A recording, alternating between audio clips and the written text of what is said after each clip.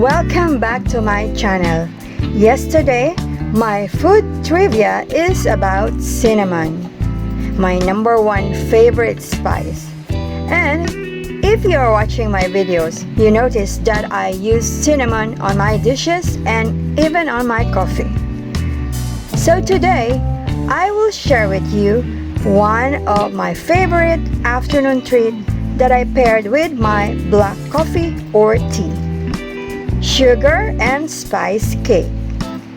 Let's get started. In a saucepan, let's combine 1/4 cup sugar, cinnamon, and water. Cook, stirring constantly until mixture begins to boil. Remove from heat and set aside. Sift all dry ingredients together. The all-purpose flour or bread flour, baking powder, salt, and then set aside. Cream the butter or margarine and add sugar gradually.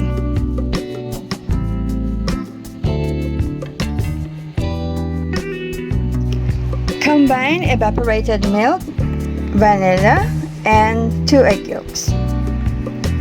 Add alternately with the dry ingredients to cream mixture. We have to blend well after each addition.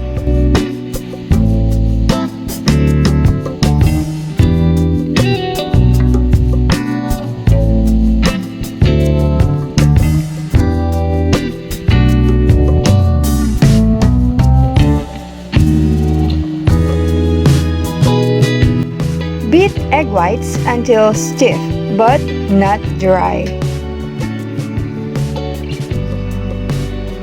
Fold into butter.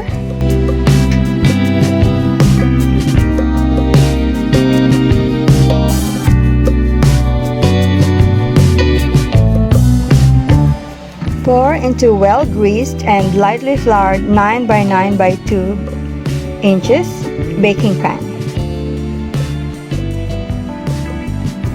Drizzle the cinnamon syrup over top.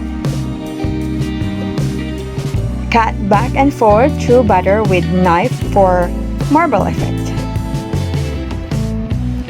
Bake at 350° Fahrenheit for 35 to 40 minutes.